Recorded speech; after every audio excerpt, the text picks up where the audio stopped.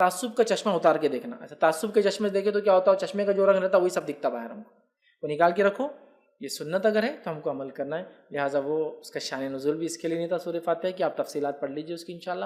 اور نہ ہی وہ آمین بالجہر کے لیے تھا, نہ ہی وہ سورہ فاتحہ کے لیے تھا. اس لیے کہ سورہ فاتحہ پہ کب کیا کیا جائے وہ زیادہ بہتر سمجھتے تھے, جس پہ اترا تھا اور جن کے لیے اترا تھا. اور ان سے یہ عمل ثابت ہے کہ وہ لوگ پڑھا کرتے تھے. اور مسجد نبوی میں اور مسجد حرم میں اور دنیا کی مساجد کے اندر آمین بولنا آج تک نبی اکرم صلی اللہ علیہ وسلم زمانے آج تک چالو ہے, آج تک چالو ہے. اور لوگ بولتے ہیں, ٹھیک ہے, آخر کے زمانے میں بھی اور اس کے بعد آج تک بھی لوگ آمین بولتے ہیں. اور یہ معروف عمل ہے, معروف عمل.